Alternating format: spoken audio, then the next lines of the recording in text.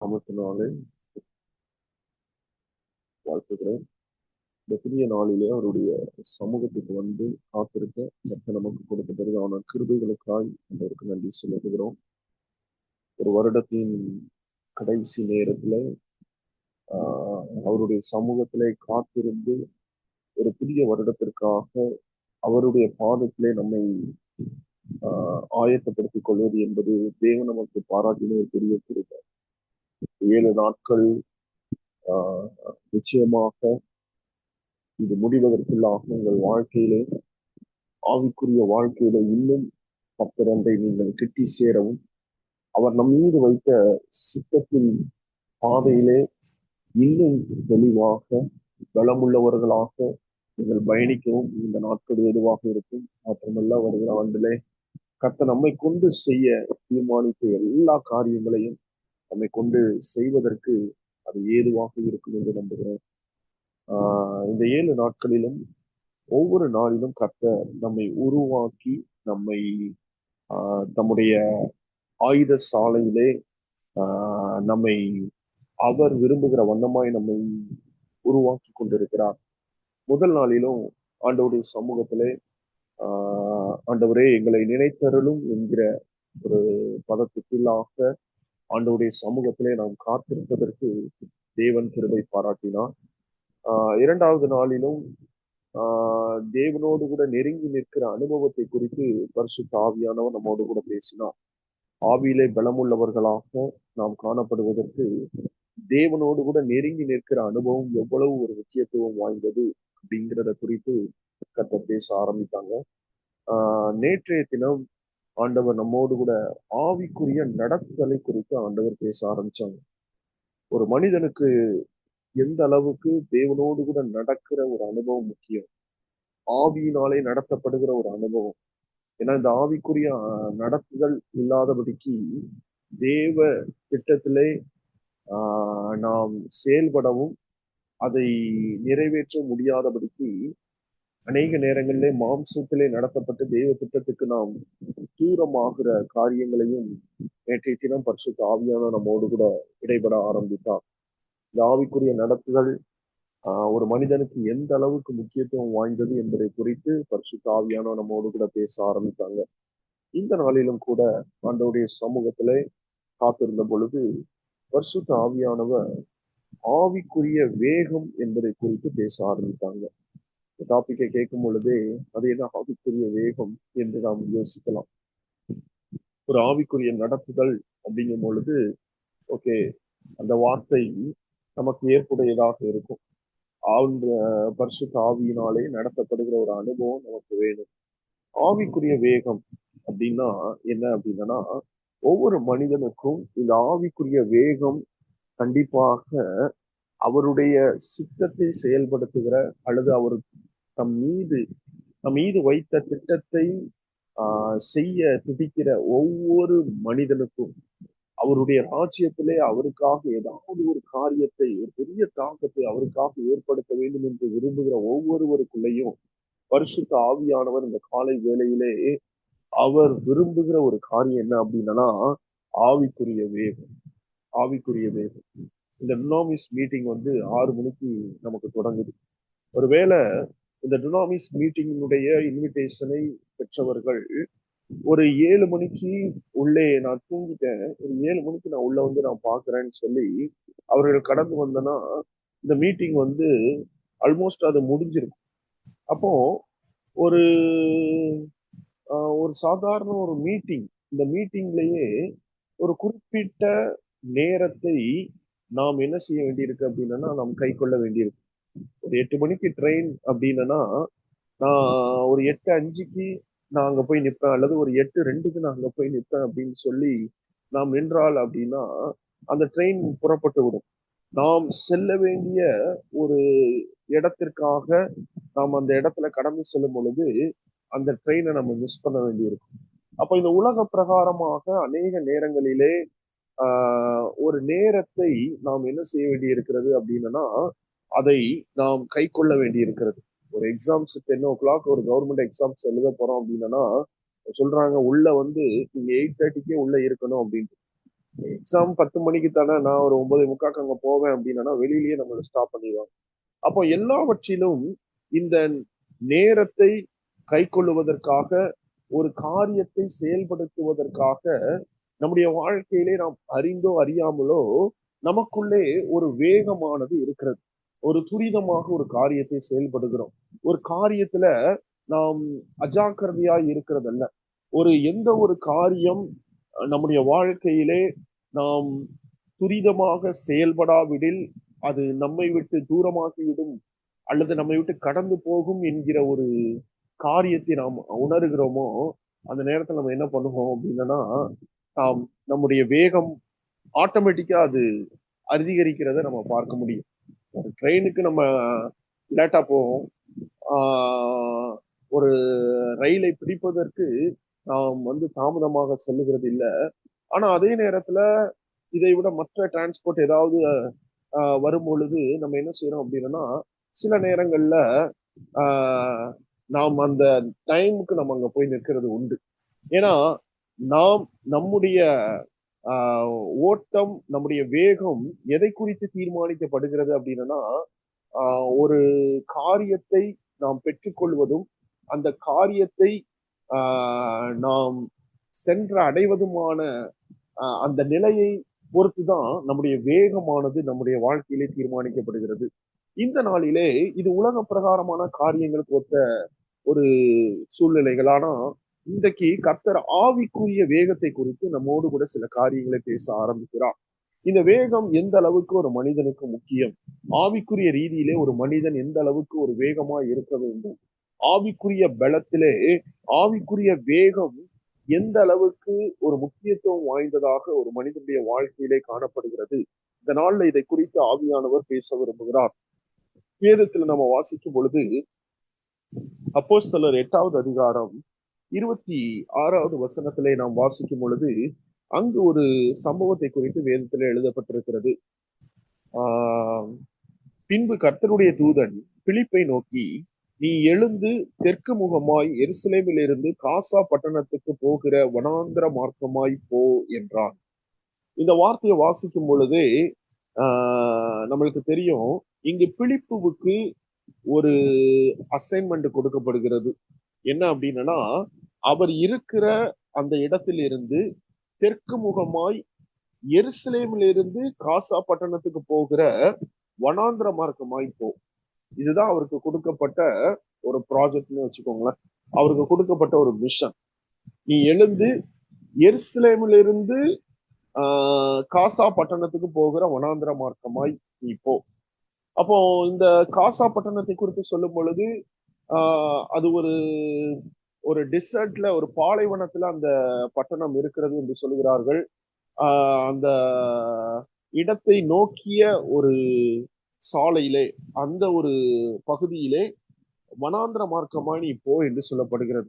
நீ ஏன் அங்க போறன்னு சொல்லப்படல, நீ அந்த இடத்துல போ அப்படின்னு சொல்லப்படுகிறது. இந்த எருசலேமில் இருந்து காசா பட்டணத்துக்கு போகிற இந்த பாதையிலே அவருக்கு போக வேண்டும் என்று பரிசுத்த ஆவியானவரால் பிலிப்புவுக்கு சொல்லப்பட்ட பின்பு இவர் எழுந்து தெற்கு முகமாய் இந்த பகுதியிலே கடந்து செல்கிறார். இப்போ பரிசுத்த ஆவியானவர் இப்போ ஒரு காரியத்தை நமக்கு சொல்லுகிறார். நீ எழுந்து திருநெல்வேலியில இருந்து மதுரைக்கு போகிற அந்த அந்த மார்க்கமாய் நீ கடந்து செல் அப்படின்னு சொல்லும் பொழுது, ரைட், நான் போறேன். திருநெல்வேலியில இருந்து மதுரைக்கு போற அந்த பாதையில நான் எவ்வளவு தூரம் போகணும், நான் எங்க போய் நிக்கணும், எந்த ஒரு காரியமும் அந்த இடத்துல சொல்லப்படல. நீ போ அப்படின்னு ஆண்டவர் சொல்லிடுறார். இப்ப இங்க என்ன நடக்குது அப்படின்னா, 27வது வசனம் சொல்லுகிறது, அந்தபடி அவன் எழுந்து போனான். அப்பொழுது எத்தியோப்பியருடைய ராஜஸ்திரியாகிய கந்தாகே என்பவளுக்கு மந்திரியும் அவளுடைய பொக்கிஷம் எல்லாவற்றிற்கும் தலைவனுமாய் இருந்த எத்தியோப்பியனாகிய ஒருவன் பணிந்து கொள்ளும்படி எருசலேமுக்கு வந்திருந்து. இந்த எத்தியோப்பியன் எருசலேம்ல இருக்கிற தேவாலயத்திலே பணிந்து கொள்வதற்காக அந்த இடத்துல வந்திருக்கிறான். வரலாற்று ஆசிரியர்கள் சொல்லும் பொழுது சாலமோன் ஆட்சியின் காலத்திலே எத்தியோப்பிய ஸ்திரீ ஒருவள் அவளை இவருடைய ஞானத்தை கேட்டு அவரை பார்ப்பதற்காக அவள் கடந்து வருகிறாள். அவள் தன்னுடைய தேசத்திற்கு திரும்புவதற்கு முன்பதாக இந்த யூத மார்க்கத்தை குறித்து அந்த ஸ்திரீயின் இடத்திலே சாலமோன் சொல்லிக் கொடுத்திருந்ததினாலே அவள் தன்னுடைய தேசத்திலே போய் இந்த யூத மார்க்கத்தை நிறுவினாள் என்று வரலாறு சொல்லுகிறது. மாத்திரமல்ல, அந்த யூத மார்க்கத்தை பாதுகாத்து தனக்கு பின் வந்த தன்னுடைய பிள்ளைகள், தன்னுடைய சந்ததிகள் எல்லாம் அந்த அந்த யூத மார்க்கத்தை அவர்களுடைய தேசத்திலே அவர்கள் பாதுகாத்து அதை பின்பற்றினவர்கள் அநேகராக இருந்தார்கள். அப்போ இந்த அரச குடும்பத்திலே இப்படிப்பட்ட காரியங்கள் இருக்கும் பொழுது இவர்களுடைய மந்திரியாகிய ஒரு எத்தியோப்பியன் இப்ப என்ன பண்றான் அப்படின்னா, யூதர்களுடைய அந்த பண்டிகை நாட்களிலே அவன் கடந்து வருவது போல அவன் என்ன பண்றான், அவன் தன்னுடைய தேசத்திலிருந்து எருசலேமுக்கு வந்து தேவாலயத்திலே பணிந்து கொண்டு அவன் திரும்ப கடந்து செல்கிறான்.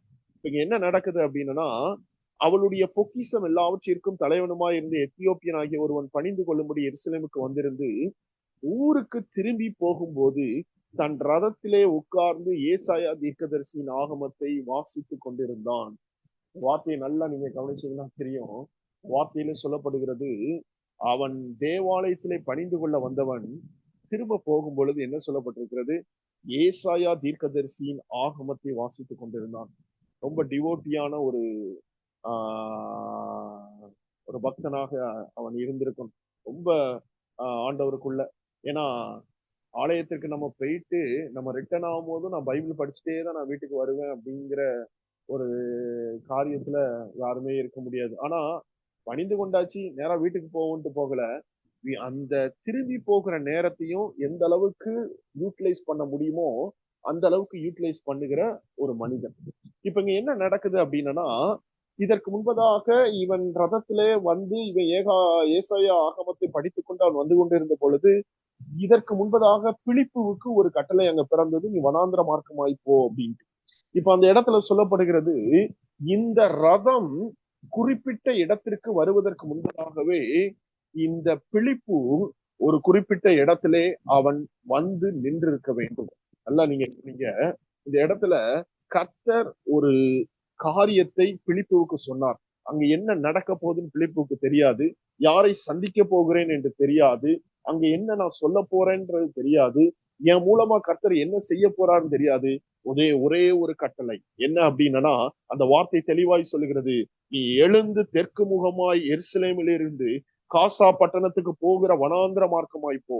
இன்னைக்கு ஆண்டவர் சொல்லுகிற ஒரு காரியம், இனி வருகிற நாட்கள்ல உங்கள் காதுகள்ல ஒரு சத்தத்தை நீங்க கேட்பீங்க. அவருடைய சித்தத்தை செய்வதற்கான ஒரு காரியம் உங்களுக்கு வெளிப்பட ஆரம்பிக்கும். அவருடைய சித்தத்தை செய்வதற்கான சில காரியங்களை கர்த்தர் நம்மோடு கூட பேச ஆரம்பிப்பார். அவருடைய வார்த்தைக்கு செவி கொடுக்கிற ஒரு இருதயத்தை கர்த்தர் இந்த நாட்களிலே எதிர்பார்க்கிறார். அங்க ஏன் அவர் கொஸ்டின் கேட்கல, எங்க போய் நிக்கணும்னு கொஸ்டின் கேட்கல. அந்த நேரத்துல சரி கொஞ்சம் தாமதமா நம்ம போகலாம் அப்படின்னு சொல்லி அவர் காத்திருக்கல. ஆனா கர்த்தர் சொன்ன மாத்திரத்திலே அவன் கடந்து சென்றான். அடுத்து வருகிற வார்த்தைகள் சொல்லுகிறது, இந்த ரதம் வருவதற்கு முன்பதாக பிலிப்பு அந்த இடத்திலே காத்து கொண்டிருந்தான். இதுதான் கர்த்தருடைய வார்த்தைக்கு செவி கொடுத்து அவருடைய சித்தத்தை செய்கிறதற்கான ஒரு ஆவிக்குரிய ஒரு வேகம். நம்முடைய வாழ்க்கையிலே தேவ திட்டத்தை செயல்படுத்துவதற்கான ஒரு வேகம் நமக்குள்ளே காணப்பட வேண்டும் என்று கர்த்தர் விரும்புகிறார். உலக பிரகாரமாக அநேக காரியங்களுக்காக நாம் துரிதப்படுவது உண்டு. உலக பிரகாரமான அநேக வேலைகளுக்கு நாம் துரிதப்படுவது உண்டு. உலக பிரகாரமான கல்லூரிகளுக்கும் பள்ளிகளுக்கும் கடந்து செல்வதற்கு நாம் துரிதப்படுவது உண்டு. ஆனால் இன்றைக்கு கர்த்தர் சொல்லுகிறார், என்னுடைய வேலைக்கு துரிதப்படுகிறவர்களை என் கண்கள் நோக்கி கொண்டிருக்கிறது. என்னுடைய சித்தத்தை செய்வதற்கு துரிதப்படுகிறவர்களை என்னுடைய கண்கள் நோக்குகிறது. என்னுடைய திட்டத்தை நிறைவேற்றுவதற்கு ஆவலாய் இருக்கிற ஆவிக்குரிய வேகம் உள்ளவர்களை இந்த காலை நேரத்திலே என்னுடைய கண்கள் தேடிக்கொண்டிருக்கிறது என்று கர்த்தர் சொல்லுகிறார். அந்த சேரியட் வருவதற்கு கொஞ்ச நேரத்துக்கு முன்னாடி அந்த பிலிப்பு கொஞ்ச நேரம் கழிச்சு போகலாம் அப்படின்னு நினைச்சிருந்தனா அங்க என்ன நடந்திருக்கும் அப்படின்னா, இந்த சேரியட் அவன் வருவதற்கு முன்பதாக அந்த ரதம் கடந்து சென்றிருக்கும். இன்னைக்கு கர்த்தர் சொல்லுகிறார், உங்களுடைய காரியங்கள், உங்களுக்கு வெளிப்படுத்தப்படுகிற காரியங்கள் தேவ திட்டங்களுக்கு பின்பதாக ஒரு பெரிய ஒரு மகிமை ஒளிந்து கொண்டிருக்கிறது. அந்த காரியத்துல பிலிப்பு அங்க என்ன நடக்க போகிறது என்பது அவனுக்கு ஒருவேளை தெரியாம இருக்கலாம். ஆனா தேவ வார்த்தைக்கு அவன் செவி கொடுத்த பின்பதாக அந்த இடத்துல சொல்லப்படுகிறது 29வது வசனத்துல, ஆவியானவர் நீ போய் அந்த ரதத்துடனே சேர்ந்து கொள் என்று பிலிப்புடனே சொன்னார். அப்பொழுது பிலிப்பு ஓடி போய் சேர்ந்து அவன் ஏசாயா தீர்க்கதரிசியின் ஆகமத்தை வாசிக்கிறதை கேட்டு, நீர் வாசிக்கிறவைகளின் கருத்து உமக்கு தெரியுமா என்றான். அந்த இடத்துல அந்த ரதத்துக்கு வெளியில அந்த சத்தம் கேட்குது. அவன் ஏசாயா ஆகமத்தை வாசித்து கொண்டிருக்கிறான். அப்போ அவன் சொல்றான், எனக்கு யாராவது சொல்லி கொடுத்தாதானே தெரியும் அப்படின்னு சொன்ன உடனே, நீர் வந்து என் ரதத்துல ஏறுன்னு சொல்லி அவன் ஏற சொன்ன உடனே, அவன் ஏசாயா தீர்க்க தரிசன புஸ்தகத்திலே இயேசு கிறிஸ்துவை குறித்து எழுதப்பட்டிருந்த காரியத்தை அந்த எத்தியோப்பியன் வாசித்துக் கொண்டிருக்கிறான். அவன் வாசித்துக் கொண்டிருந்த பொழுது அந்த இடத்துல இந்த தீர்க்கதரிசி யாரை குறித்து இதை சொல்லுகிறார், அவரை குறித்து சொல்றாரா இல்ல வேற யாரையை குறித்து சொல்லுகிறாரா அப்படின்னு கேட்கும் பொழுது 35வது வசனம் சொல்லுகிறது, அப்பொழுது பிலிப்பு பேச தொடங்கி இந்த வேத வாக்கியத்தை முன்னிட்டு இயேசுவை குறித்து அவனுக்கு பிரசங்கித்தான். இந்த வார்த்தை சொல்லுகிறது, இவ்விதமாய் அவர்கள் வழி நடந்து போகையில் தண்ணீர் உள்ள ஓரிடத்திற்கு வந்தார்கள். அப்பொழுது மந்திரி, இதோ தண்ணீர் இருக்கிறதே, நான் ஞானஸ்நானம் பெறுகிறதற்கு தடை என்ன என்றான். நல்லா நீங்க கவனிங்க, தேவ திட்டத்திற்கு தன்னை அர்ப்பணித்த இந்த பிலிப்பு அந்த இடத்துல நீங்க சொல்லப்படும் பொழுது, முன்பதாக நீங்க பார்க்கும் பொழுது நிறைய காரியங்கள், நிறைய அப்போஸ்தலர்கள் அந்த எருசலேம்ல இல்ல. கிட்டத்தட்ட அநேகர் தேவனுடைய திட்டத்தின்படி ஒவ்வொரு தேசங்களுக்கு அவர்கள் கடந்து சென்று விட்டார்கள். அப்போ இந்த இடத்துல பிலிப்பு ஒருவேளை அவர் செபித்து கொண்டிருக்கலாம், ஆண்டவரே எனக்கான காரியம் என்ன, என்னை கொண்டு நீங்க செய்ய போகிற காரியம் என்ன. அப்போ இந்த வேதத்துல சொல்லப்பட்டிருக்கிறது, தீரென்று அவருடைய வார்த்தை அவருக்கு வெளிப்படுத்தப்படுகிறது. அவனுடைய வேகம் அந்த திட்டத்தை செயல்படுத்துகிறதிலே அவ்வளவு மும்முரமாய் இருக்கிறதை தேவன் பார்க்கிறார். இந்த இடத்துல தேவன் நமக்கு கற்றுக் கொடுக்கிற ஒரு காரியம் என்ன தெரியுமா, ஒருவேளை என்னால என்ன செய்ய முடியும், நான் ஒரு இடத்துல முடங்கி கிடக்கிறேன், என்னால எதுவும் முடியாது நம்ம நினைத்து கொண்டிருக்கிறோம். இந்த இடத்துல சொல்லப்படுகிறது, தேவன் இனி வருகிற ஆண்டுல ஒரு சிலருக்கு ஒரு குறிப்பிட்ட வாய்ப்பை ஆண்டவர் நான் தருவேன் என்று வாக்கு பண்ணுகிறார். இந்த வாய்ப்பு எப்படி வேணாலும் கடந்து வரலாம். ஆனா தேவ திட்டத்தை செயல்படுத்துவதற்கு உங்களுக்குள் இருக்கிற வேகத்தை கர்த்தர் பார்க்கிறார். இது என்ன நடக்கும், நீங்க ஒரு காரியத்தை செய்வதனால என்ன சம்பவிக்கும் என்பது ஒருவேளை உங்களுக்கு அறியாமல் இருக்கலாம். இந்த இடத்துல பிலிப்புவுக்கும் தெரியாது, இவனுக்கு சுவிசேஷத்தை சொல்லுகிறதுனாலே என்ன நடக்க போகிறது, அல்லது நாம் யாருக்காவது சுவிசேஷத்தை சொல்ல போகிறோம் என்பது கூட அவனுக்கு தெரியாது. அவன் வனாந்திரத்துல வந்து நிக்கிறான், என்ன நடக்க போகுதுன்னு கூட அவனுக்கு நாலேஜ் இல்ல.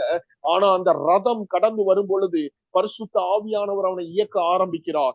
ரதத்தோடு கூட ஓடுகிறான். அந்த இடத்துல இயேசுவை குறித்து அவனுக்கு பிரசங்கிக்க ஆரம்பிக்கிறான். ஞானஸ்நானம் இயேசுவை விசுவாசித்து எடுக்க வேண்டியது குறித்து அவன் பிரசங்கித்திருக்க வேண்டும். அவன் சொல்றான், அங்க தண்ணீர் இருக்கு, நான் ஞானஸ்நானம் பெறுகிறேனே அப்படின்னு சொல்லும் பொழுது ரதத்தை நிறுத்த சொன்னான்.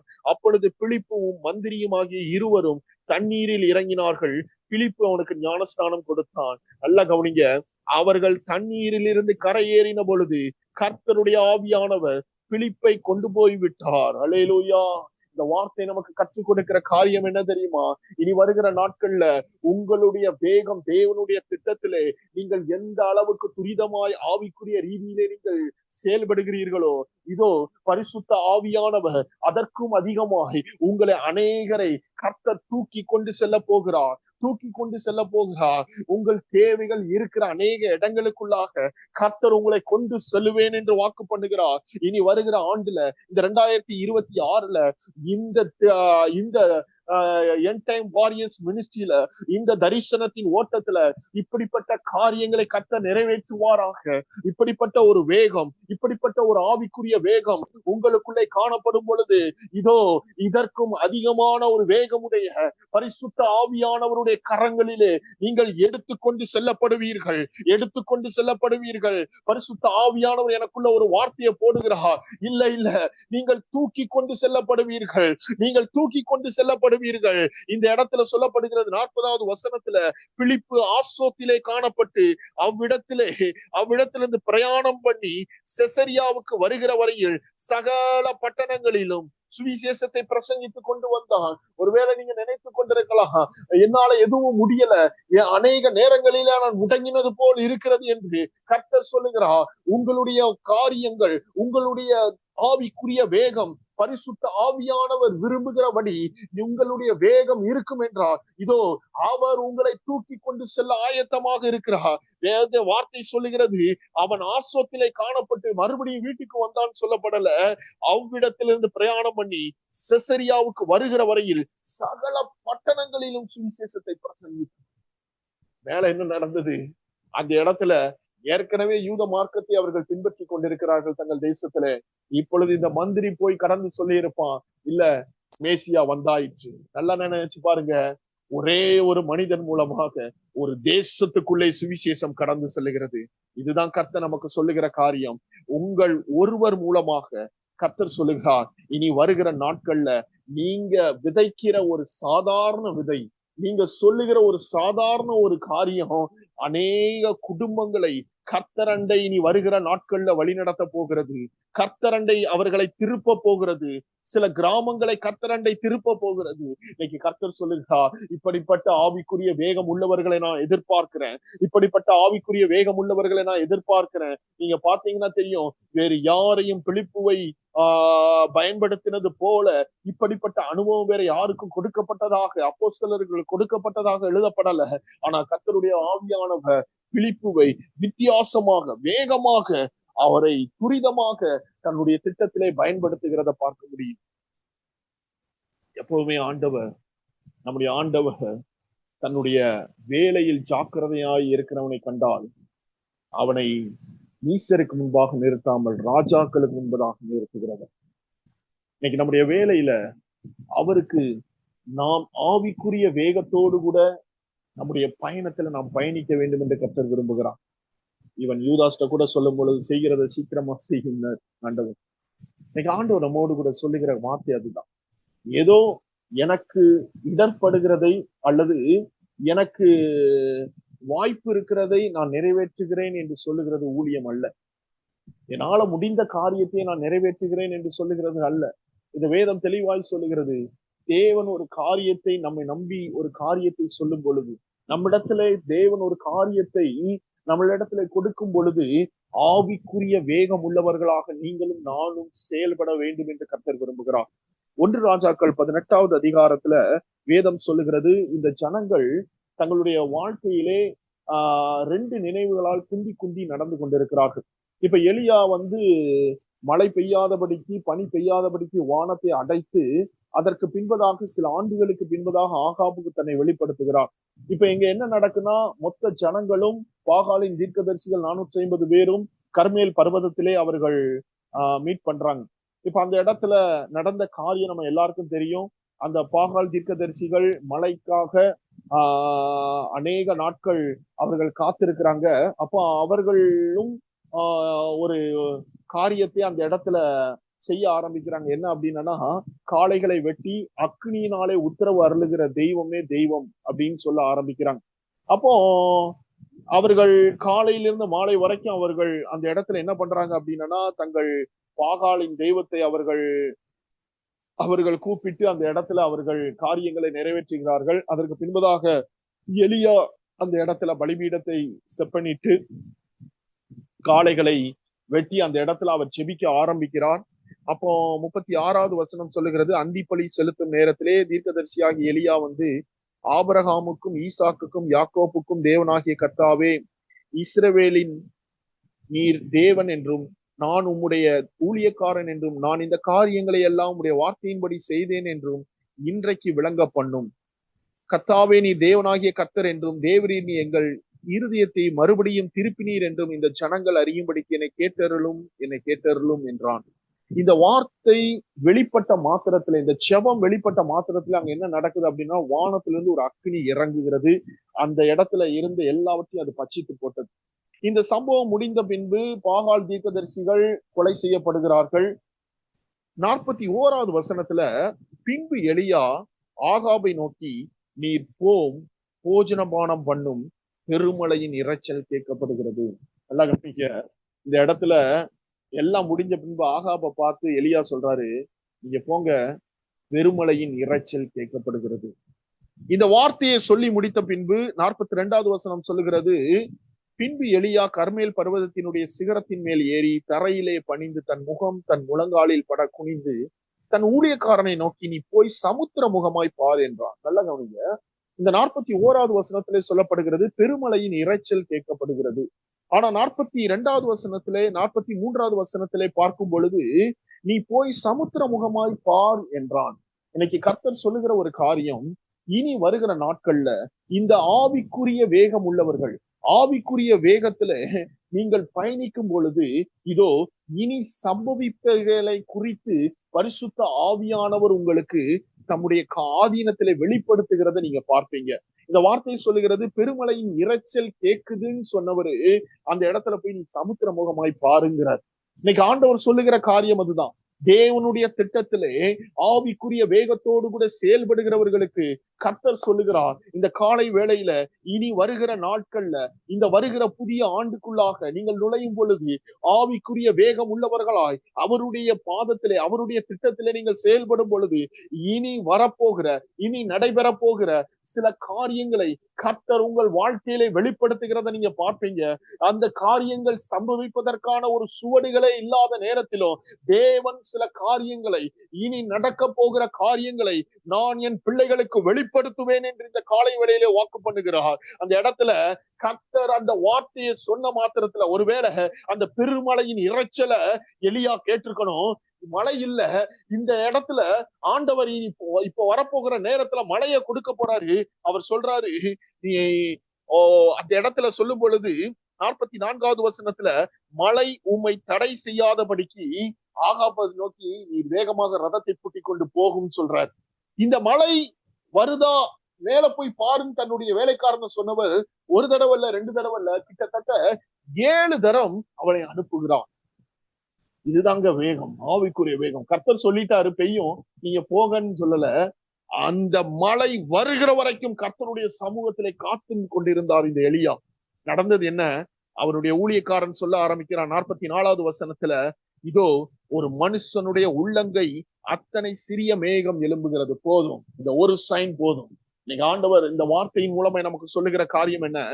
ஆகாபின் இடத்துல சொல்ல ஆரம்பிக்கிறார், மழை உம்மை தடை செய்யாதபடிக்கு ரதத்தை பூட்டி கொண்டு போகும். 46வது வசனம் சொல்லுகிறது, கர்த்தருடைய கை எலியாவின் மேல் இருந்ததினால் அவன் தன் அறையை கட்டி கொண்டு இஸ்ரேலுக்கு வருமட்டாக ஆகாபுக்கு முன் ஓடி போனான். இதை கர்த்தர் இந்த நாள்ல வாக்கு பண்ணுகிறார். இன்னும் வருகிற நாட்கள்ல ஆண்டவர் இந்த 1 கோடி இளைஞர்களை சந்திப்பதற்கு கர்த்தர் ஆவிக்குரிய வேகத்தை இந்த இடத்துல நம்ம ஒவ்வொருவருக்குள்ளேயும் கர்த்தர் எதிர்பார்க்கிறார். ஏதோ ஒரு விதத்துல நம் ஒவ்வொருவரையும் இந்த தரிசனத்துல கர்த்தர் இனி வருகிற நாட்கள்ல பயணிக்க வைக்க போகிறார். நீங்கள் உங்களுடைய பயணம், உங்களுடைய வேகம், உங்களுடைய ஆவிக்குரிய வேகம் அதிகமாக இருக்கும் பொழுது இந்த வார்த்தை சொல்லுகிறது, அவன் சாதாரண ஒரு மனிதன், ஆனால் ரதத்திற்கு முன்பதாக அவன் ஓடி போனான். அதற்கு காரணம் இந்த வார்த்தை சொல்லுகிறது, கர்த்தருடைய கை எலியாவின் மேல் இருந்தது. ஒரு நிமிஷம் அப்படியே இருக்கிற இடத்துல எல்லாரும் உங்க தலை மேல கையை வைத்து சொல்லுங்க, அப்பா இனி வருகிற ஆண்டுல உங்க கைய மேல இருக்கட்டும்பா. சொல்லுங்க, உங்க கைய மேல இருக்கட்டும்பா, உங்க கைய மேல இருக்கட்டும்பா. ஆண்டவரே, என்னுடைய வேகம் அல்ல, என்னுடைய வேகம் அல்ல, இது ஆவிக்குரிய வேகம், இது ஆவிக்குரிய வேகம், இது மாம்சத்தின் வேகம் அல்ல. ஆவிக்குரிய வேகத்தோடு கூட நான் செயல்படணும். எலியாவை போல ஆவிக்குரிய வேகத்தோடு கூட செயல்படணும். இதோ கர்த்தர் சொல்லுகிறார், ஆவிக்குரிய வேகத்தோடு கூட செயல்பட அர்ப்பணித்த ஒவ்வொருவரை பார்த்து ஆண்டவர் சொல்லுகிறார், அவருடைய கை உங்களுக்கு முன்பதாக இருக்கும் பொழுது சத்ரு உங்களுக்கு எதிராக வைக்க போகிற திட்டங்களுக்கு முன்பதாக, டிராப்புக்கு முன்பதாக, அதை தாண்டி, அதை முன்பே அறிந்து, அதை தாண்டி கடந்து செல்லுகிற ஒரு வேகத்தை கர்த்தர் உங்களுக்கு கொடுக்கிறார். அவன் உங்களுக்கு முன்பதாக செயல்படுவதற்கு முன்பதாக அவனுடைய திட்டங்களை அறிந்து அதை ஒடுக்குகிற, அதை அழிக்கிற, அதை உடைக்கிற ஒரு எலியாக்களை நீ வருகிற நாட்களிலே நான் எழுப்புவேன் என்று கர்த்தர் வாக்கு பண்ணுகிறார். ஆண்டவர் சொல்லுகிற வார்த்தை அதுதான். ஆவிக்குரிய வேகம். கர்த்தருடைய கை எலியாவின் மேல் இருந்ததினால் ஆகாபுக்கு முன் ஓடினான். இன்னைக்கு ஆண்டவர் இப்படிப்பட்ட ஒரு காரியங்களை நம்முடைய வாழ்க்கையிலே செயல்படுத்த விரும்புகிறான். பிசாசு உங்களுக்கு விரோதமாக அவன் அவன் டிசைட் பண்ணணும், அவன் தீர்மானிக்கிற நேரத்திலே உங்களுக்கு நியூஸ் வந்து விழுந்துரும்.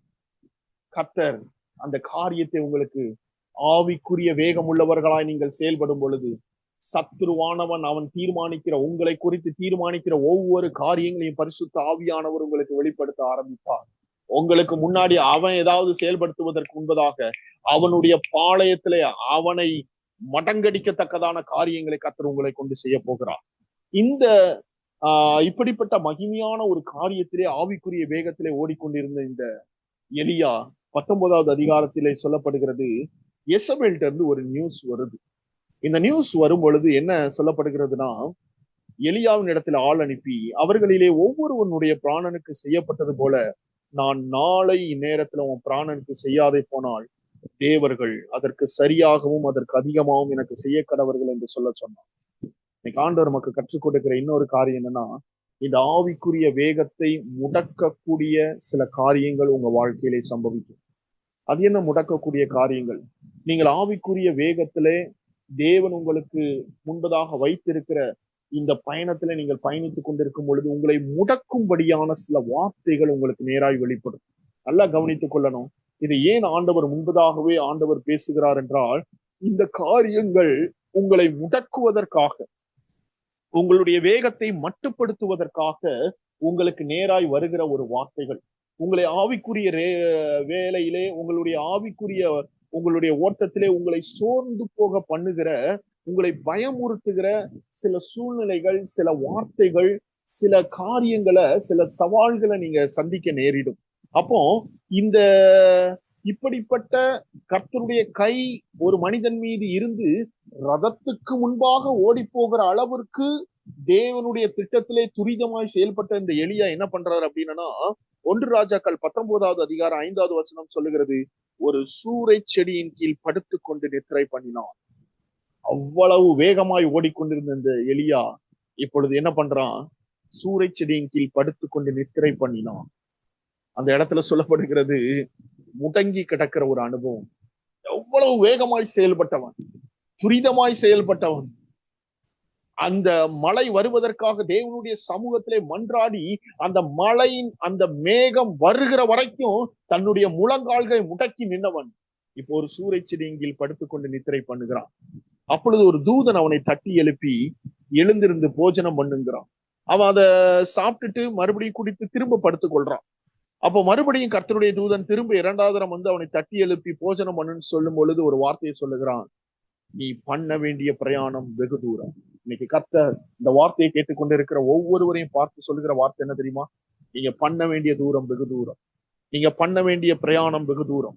இந்த பிரயாணத்துல ஆவிக்குரிய வேகத்தை குறித்து பரிசுத்த ஆவியானவர் இன்றைக்கு உங்களுக்கு பேசி கொண்டிருக்கிறார்னா, அன்றைக்கு எலியாவின் இடத்துல சொன்ன அதே ஒரு வார்த்தையை உங்களுக்கு கர்த்தர் சொல்லுகிறார். நீ பண்ண வேண்டிய தூரம் வெகு தூரம். இந்த பிரயாணத்தை முடக்குவதற்காக சத்ருவானவன் அநேக நேரங்களிலே உங்கள் வாழ்க்கையிலே நீங்கள் ஓடுகிற இந்த ஓட்டத்திலே உங்களை முடக்குவதற்கான காரியங்களை செய்ய எத்தனைப்பான். எந்த இடத்துல இவனை முடக்கலாம், எந்த காரியத்தை குறித்து முடக்கலாம், எந்த நபர்களை வைத்து இவனுடைய ஆவிக்குரிய வேகத்தை மட்டுப்படுத்தலாம், எந்த ஒரு சூழ்நிலையை கொண்டு வந்தால் இவன் முடங்கி போவான், எந்த ஒரு காரியத்தை இவன் குடும்பத்திலே சம்பவிக்க செய்தால் இவன் முடங்கி போவான், எந்த ஒரு இடத்துல இவன் லாக்காவான்னு சொல்வதை அவன் அறிந்தபடியினாலே அந்த இடத்துல தெளிவா அந்த காரியத்தை நிறைவேற்ற ஆரம்பிக்கிறான். ஆனா வேதம் சொல்லுகிறது, ஆண்டவருடைய பார்வையில இல்ல எலியா, நீ பண்ண வேண்டிய தூரம் வெகு தூரம். ஏன்னா அவன் முன்னாடியே சொல்றான், ஆண்டவரே நான் நல்லவன் அல்ல, என்னை நீங்க எடுத்துக்கொள்ளுங்கன்னு சொல்றான், நான் சாகணும்னு சொல்றான். இவ்வளவு வேகமாய் துரிதமாய் செயல்பட்ட இந்த எலியாவினுடைய வாயிலிருந்து வருகிறது, நான் சாகணும். ஆனா அதற்கு பின்பதாக 15வது வசனம் சொல்லுகிறது, அப்பொழுது கர்த்தர் அவனை பார்த்து, நீ தமஸ்குவின் வழியாய் வனாந்திரத்திற்கு திரும்பி போய் ஆசைகளை சீரியாவின் மேல் ராஜாவாக அபிஷேகம் பண்ணி, நிம்சியின் குமாரனாகிய யெகூவை இஸ்ரவேலின் மேல் ராஜாவாக அபிஷேகம் பண்ணி, ஆபேல் மெகோலா ஊரான சாப்பாத்தின் குமாரனாகிய எலிசாவை உன் ஸ்தானத்திலே தீர்க்கதரிசியாக அபிஷேகம் பண்ணு. எலியாவே, உன்னுடைய வேலை இன்னும் முடியவில்லை, இனிமேல் தான் உன்னுடைய காரியம் தொடங்க ஆரம்பிக்கிறது. ஒரு 3 முக்கியமான காரியங்களை நீ செய்ய போகிற. என்ன அப்படின்னா, நீ வேகமாக கடந்து சென்று இதோ ஆசைகளை சீரியாவின் மேலும் நிம்சியின் குமாரனாகிய யெகூவை இஸ்ரவேலின் மேலும் எலிசாவை உன் ஸ்தானத்திலே நீ தீர்க்கதரிசியாய் அபிஷேகம் பண்ண போகிறாய். கர்த்தர் இந்த காலை வேளையிலே சொல்லுகிற காரியம், என்னால எல்லாம் நான் எவ்வளவோ ஓடிட்டேன், அநேக நேரங்கள்ல நான் நிறைய பிரயாசப்பட்டுட்டேன், இப்போ நான் சோர்ந்து போய் கிடக்கிறேன், என் குடும்ப காரியங்கள், என்னுடைய சூழ்நிலைகள், என்னுடைய வேலைகள் என்று அநேக நேரத்திலே நம்மை நாமே முடக்கி கொண்டிருக்கிறோம். இல்ல, கர்த்தர் சொல்லுகிறார், இது மாம்சத்திலே நீங்கள் எடுக்கிற வேகம் அல்ல, இது ஆவியானவர் உங்களுக்கு கொடுக்கிற ஒரு வேகம், இது ஆவிக்குரிய வேகம். இந்த வேகத்திலே செயல்பட துடிக்கிறவர்கள், இந்த வேகத்திலே அவரோடு கூட இணைந்து ஓட பயணிக்கிறவர்கள், இதோ கர்த்தர் சொல்லுகிறார், இல்ல இல்ல, இனிமேதான் ஊழியமே தொடங்க போகிறது, இனிமேதான் உன்னை கொண்டு நான் செய்ய போகிற காரியங்கள் துவங்க போகிறது, உன்னை கொண்டு நான் இனி செய்கிற காரியங்கள் பயங்கரமா இருக்கும். நல்ல கவனிங்க, எந்த அளவுக்கு இவன் வேகத்தோடு கூட செயல்பட்டவனாய் இருந்திருந்தால், கர்த்தர் 3 காரியங்களை, முக்கியமான காரியங்களை அவனோ கொண்டு செயல்படுத்தது அல்லாமல், அவனை கொண்டு செயல்படுத்தினது அல்லாமல், அந்த இடத்துல சொல்லப்படுகிறது, அவன் யாரும் இதுவரை கண்டிராத ஒரு காரியம் நடக்கிறது. ஒரு அக்கினி ரதம் அவர்களுக்கு முன்பதாக கடந்து வந்து எலிசாவும் எலியாவும் பேசிக்கொண்டு போய்கொண்டிருக்கிற சமயத்திலே அந்த இடத்துல அவர்களை பிரித்து கொண்டு எலியாவை தூக்கி கொண்டு சென்றது. ஆண்டவர் சொல்லுகிறார், இந்த இடத்துல திரும்ப திரும்ப ஒரு வார்த்தை வருகிறத நம்ம பார்க்க முடியும். இனி வருகிற நாட்கள்ல இந்த தரிசனத்துல அநேகரை கர்த்தர் தூக்கி கொண்டு செல்ல விரும்புகிறார். தம்முடைய பரிசுத்த ஆவியானவர் தம்முடைய திட்டத்திற்கு அநேகரை தூக்கி கொண்டு செல்ல விரும்புகிறார். ஒரே ஒரு காரியம், தன்னை முழுமையாய் அவருடைய கரத்துல அர்ப்பணித்தவர்களை இந்த காலை வேளையிலே அவருடைய கண்கள் தேடுகிறது. அன்னைக்கு பிலிப் அவருடைய கரத்துல முழுமையாய் அர்ப்பணித்திருந்தார். எழுந்து போ, வடாந்திர மார்க்கமாயின்னு சொன்ன உடனே வேகமாக எழுந்து அவன் போனான்.